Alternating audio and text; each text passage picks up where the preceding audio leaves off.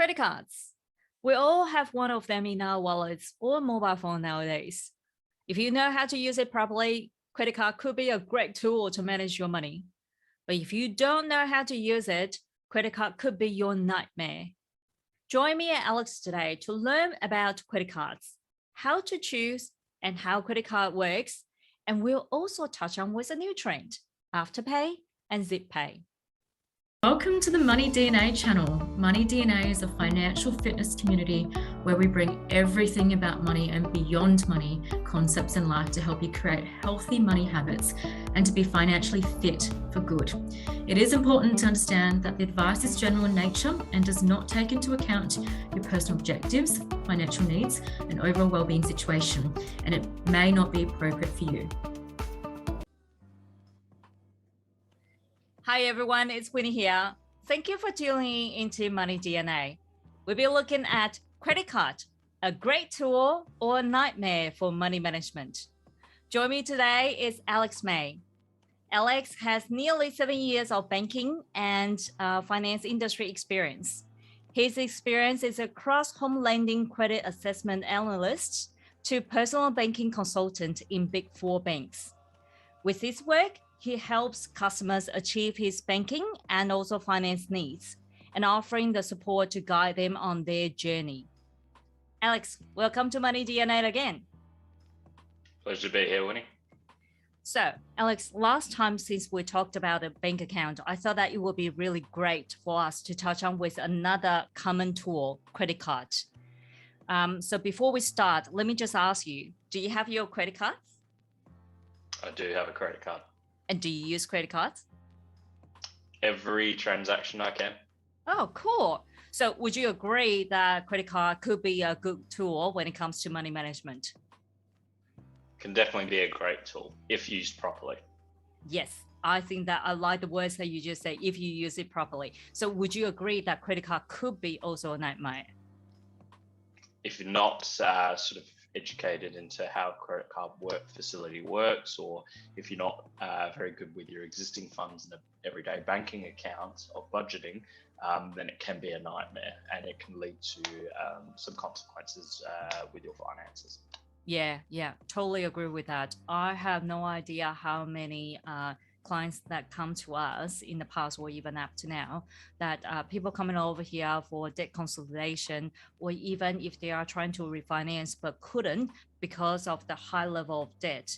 And a lot of times it's actually because of the misuse of the credit card.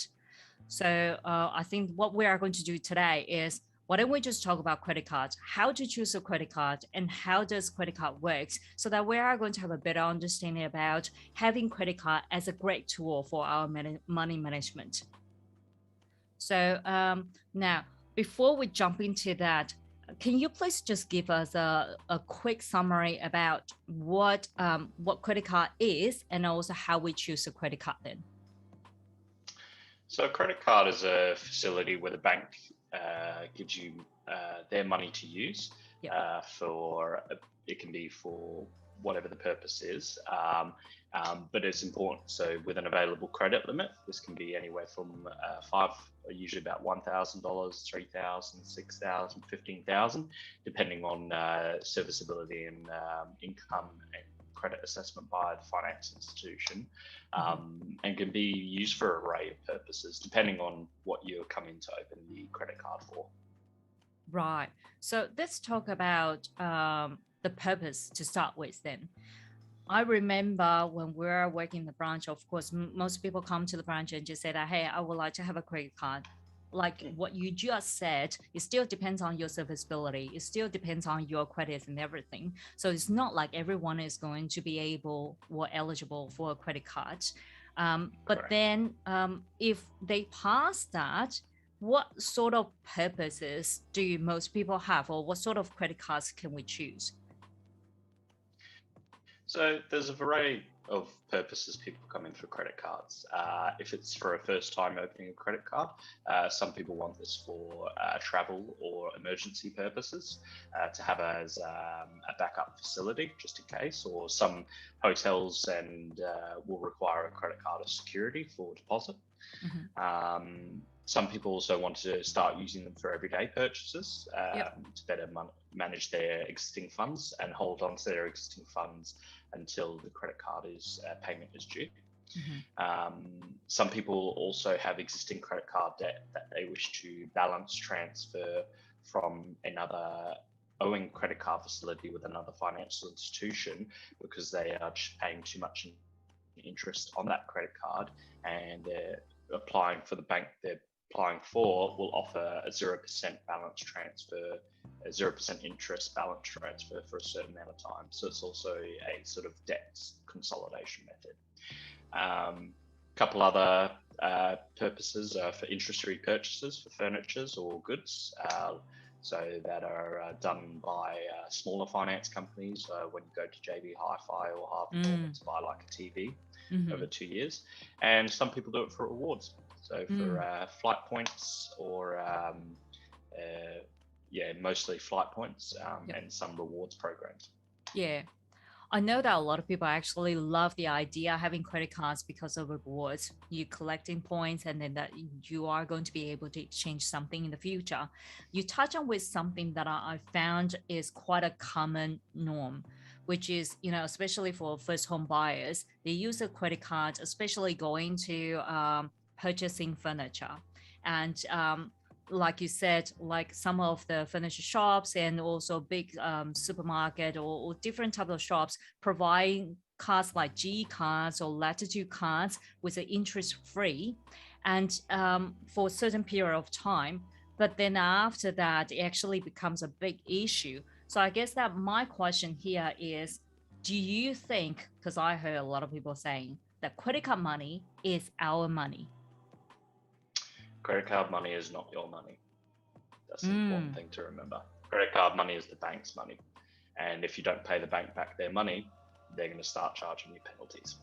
Yeah, totally. And I think that sometimes the penalty is going to be way more than what most people can expect, especially when it comes to just first 12 months of interest free, which is a perfect hook for a lot of people to get into a credit card. But then after that, what they don't really realize is after this interest free period and there's going to be a really, really high interest kicking. Correct. Yeah. So now you mentioned about the purpose. Some people will use the everyday expenses. Some people will use that for the furniture or some other big expenses. Some people actually just really want to collect the reward points. And then some people are just going through a couple of the big expenses, whatnot. So how does credit card works? Can you just tell us about, like, for example, interest? How does it work? Yeah. So with a credit card, so I suppose to start it off, the easiest way to explain a credit card is it's like a phone bill or any bill that you have. You have a start date and end date. So for example, 1st of November to 1st of December, and then a due date, usually 15 days, usually about 14 to 15 days later. So say, for example, the middle of the month, so 14th or 15th of December. And that is also what you call an interest-free period. So if you pay, so say you do all your transactions in that statement period of about 30 days. Yep. You pay the full closing balance by the due date. You don't get charged any interest by the bank on that credit card. If you only pay part of the bill that's due, then after that, the part that hasn't been paid will gain usually around about a 20% interest rate. 20%? Can be quite high. Yes. Yeah, definitely. So you touch on with there are going to be an interest-free period of time, which is where you are going to get the statements, but over when it is being due and you are not going to pay in full, then that's where the interest is going to kick in. Correct. What about other fees involved? Yeah, so depending on which credit card's chosen, some credit cards have a low annual fee, or if it's a low interest credit card, which may only charge you a lesser interest if the full closing balance isn't paid, might have a slightly higher annual fee. Right. And generally, your rewards credit cards have the highest annual fees, which can be anywhere from, depending on the grade of the reward card. So if you think about it, they're usually in the 3 tiers: basic, Yep. silver, gold, or diamond. Can range anywhere from $100 to $300 a year. Now that's also one of the things I think a lot of people don't really know, because most of times they are just going to compare with the interest rate.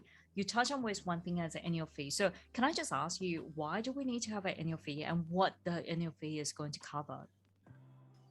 The annual fee covers obviously the credit card facility as well, but there is a lot behind the scenes the bank has to manage a credit card facility as well. This can be from statement issuing to having credit card facilities maintained, rewards programs. So there is quite, whilst unlike a bank account, which is usually free, as Yep. a lending facility, there is a lot more maintenance of a credit card facility by the bank in the back end of things as well. So that is why there is usually an annual fee involved. Do we always have to pay the annual fee? If you want the credit card facility, yes, you Yeah. have to pay the annual fee. I know that some of the financial institutes actually waive the annual fee for the first year, so that they are going to encourage you to have the credit card, but it's not going to apply for every products.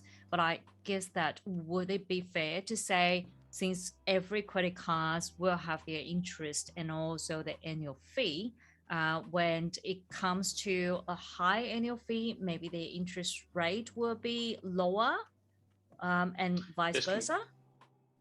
this can be on low interest credit cards. So where banks offer you a lower purchase interest rate or balance transfer interest rate if you pay a slightly higher annual fee. This is usually one credit card above what's called a low annual fee credit card. And the low annual fee credit card is just a very basic facility. So no extra benefits or points, but a low annual fee credit card, which What is about the usually interest good rate for. then? The interest rate is usually a lot higher. This can be up to about 20%. But if used correctly, if it's just for everyday purchases or emergency purposes, then and it's not going to get used a lot, then that's where a low annual fee credit card can be quite handy for a lot of people. Yeah, I also noticed that earlier you mentioned about different tiers, from the bronze, silver, and gold, or the platinum. It seems like the higher the tier is, the higher the annual fee is. But at the same time, they also, as a trade-off, the interest rate will be slightly less. This can be the case for the interest-bearing credit card or interest benefit credit cards. Usually for the reward point credit cards, the interest rate isn't affected, but it's so many dollars, it gets you so many points.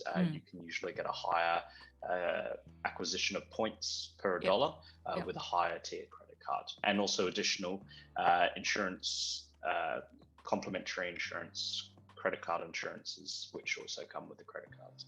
Yeah, and I also noticed that some people will use the credit cards, especially when they apply for a credit card, because they are going to travel.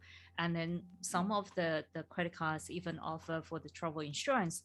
So those are some of the additional benefit that you can get when you are applying for the credit cards. So like we said, if you know how to use a credit card properly, that could be a pretty good use and also pretty good tool for you to manage your money. But at the same time, if you don't really know how to use it, for example, if you're not going to pay in full, and then triggers the interest rate and also all the penalty fee and also late fee, that could also compounding into a bigger debt at the end of the day.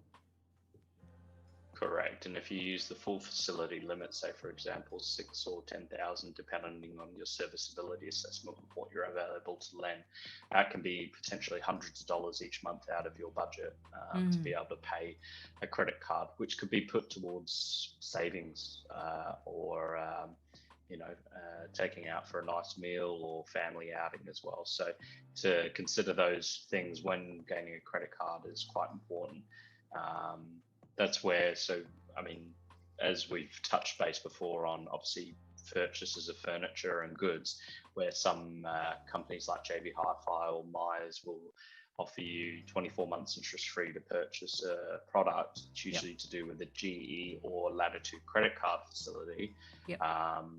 They'll give you interest free over, say, a 12 or 24 month period, but it's you'd have to then account for it in your budget to pay this off within that period of time on a monthly or fortnightly repayment, however it best budgets for you. Yeah. And I think that a lot of times maybe human being, we're being a little bit too optimistic about things. And when we're purchasing some of the furnitures, especially if we're going to get into a new home, that's a very exciting thing to do because it's a new venture, new starts of the day. A lot of people actually feel like, with both of the income most of the time that we see as a household, we are going to be able to pay for the home loan and also be able to pay for the credit card on time. What they don't know is because of some unforeseen expenses that we have, you are starting to get into the stage or the habit of not paying that in full, and to the point that at the end of the day, when the interest-free period is end, you still have a big debt to pay. And that's why I see a lot of people actually going through the situation that the only thing that they can pay becomes just a minimum payment for monthly. And then it, just like we said earlier, become a snowball at the end of the day. You also mentioned about the reward points. So how does it work? So reward points, for example, I use a Bank of West Platinum credit card myself for my everyday purchases. So I have a bit of a different method of paying my credit card. I pay it as I go, but that's just for my budgeting purpose. So everybody's different. But basically, every dollar I spend, which is also why I tend to use it for almost every transaction of purchasing, I get so many points per dollar. And this is, I can redeem for reward points for vouchers or goods and products. There are also flight rewards ones where so many dollars gets you so many flying points as well. So that's how reward points works. And usually your statement at the end of the month will tell you how many reward points you've gained. Yeah. And also, I think that while I was working in the bank in the past, of course, there are going to be times that rewards points is not going to be transferable, meaning that if you are going to change to a new credit card, let's say Visa card to a MasterCard or vice versa, maybe those reward points are not going to be able to transfer it. So whenever you are going to make some changes, or if the financial institutes are going to make some changes with your card, and if the reward points are so important for you, do check it out or have a conversation with them. Now, earlier you also mentioned about one thing, which is, when you are assessing the home lending, credit card is going to be one of the key criteria that you are going to look at for their credit. So some people like to have multiple credit cards. What's your view for that? So it is very important that the more unsecured debt you have. Some people like to have multiple credit cards, could be their main credit card plus another purchase interest-free period credit card plus another backup card. The more unsecured debt you have can also put your view as a potential lender for home lending at risk for purchasing a property, as the bank considers a higher unsecured debt of what an individual or a couple a more riskier situation, regardless of the income as well. So it's always important to just understand what your actual repayment capacity of a credit card facility is, and what do you actually need this credit quote for. Just having the facility just sitting there, not using it, but with high credit card limits of, say, 3 credit cards for $15,000 credit limit each, can greatly affect your application when applying for a home loan. Definitely. And one thing I think that the audience probably is not aware of is when the financial institutes are value and also assess your lending capacity. What they are looking at is, especially for the credit card, is not so much about the balance itself is actually the limit. So for example, if you got the credit cards with a limit of $5,000, even though you are paying in full, what they are going to assess is do you still have the 5,000 as a limit there. So like Alex just mentioned, probably need to understand about why you need to have a credit card. What's the purpose for it? Do you really need to have so many credit cards with you? And especially when you comes to another consolidation, or when it comes to applying for another home loan or another lending facilities, do check out whether you need to do some alteration about your credit card limits. Now, before we wrap up, I think that there is also another trend which is quite interesting. I noticed that a lot of people starting to use that quite heavily now, which is Afterpay and Zip Pay. So can you quickly just touch on with that? What is it? How does it work? So Afterpay, Zip Pay, and there are also a few new ones popping up now. It's the new normal technical term now is buy now, pay later facility. Yeah. Similar to what, if a lot of people remember purchasing goods from Kmart or Target, lay-by. Except the difference between the two is lay-by used to make reserve a product, pay installments, and then collect the product at the end of paying the full installments. With a buy now, pay later facility, you get to take away that product using the buy now, pay later facility and pay it over installments. For example, Afterpay allow 4 easy installments, interest-free. If you don't pay one of those installments though, or on time, or only part of it is paid, then interest can be applied to the repayments that you're trying to pay back, similar to a credit card in a sense. And so each company, such as so Afterpay is probably one of the more common ones. Other ones is Zip Pay and Zip Money, which will do a credit check. So some facilities may also do a credit check, which can affect your credit score and give you a credit limit of available spending. And some have fees and interest, some don't, depending. So I guess that before you even apply for anything, having a conversation with a consultant or even look at the product disclosure is going to be really important, because there are going to be some other nitty-gritty things that you are not really aware of, things like fees. Is there any going to be a payment or the late payment kind of a penalty fees, or how is it going to work? I guess my last question here is there anything that we need to be aware of, like what kind of circumstances that we need to be aware of when we are using the Zip Pay and Afterpay? So obviously it can affect your budget depending on the monthly installments that you've got, or fortnightly or weekly installments that you've got to make as well. So, and that can affect your other commitments as well. If obviously at the time it makes it seem like a good idea because you can take that product away, but then you've got to think in the hindsight of it. Do you have enough money to cover those installments with your other commitments and your budgeting purposes as well? So, and if you've got the available funds to buy it there and now, that may be a better option than using these facilities as well, because it's all about obviously effective money management. Another thing is these facilities are now being considered more and more in the finance world of credit assessment for home lending. So if you do have a buy now, pay later facility and there is no imbalance in this facility, this will be taken into account when applying for a home loan now. So it's important to remember, whilst it didn't before because it wasn't quite heavily regulated, these are now becoming such a common facility that it has been brought to the banking regulatory's attention that these are now to be included in credit assessment for home lending and may affect your ability to get a home loan. That is so important. So, well, first of all, thank you so much for this sharing. And I hope that what we discussed today is going to really help you to understand about how the credit card works and also how you are going to choose the right one. Do check out with the fees and also all the requirements and also compliance for you when you are going to apply for some your credit cards or even Afterpay.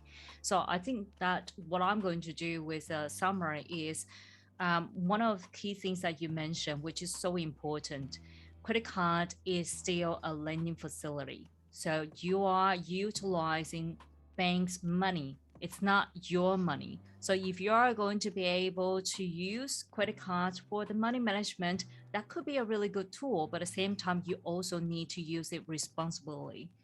And at the same time, if you are going to utilize that, make sure that you are going to pay it on time. Otherwise, there are going to be some circumstances with late pays or other penalties involved. So, Alex, what will be your key takeaway then? My key takeaway would be it's definitely a useful facility, but as we said before, it can be a nightmare. So it involves a little bit more thought than opening a bank account and understanding and having the right conversations with the experts in banking and finance if it's the right product for you. Perfect. Thank you. So today we touched on with the credit card. Next time, what we're going to explore is the car loan and also personal loan, which is a lot of people are using.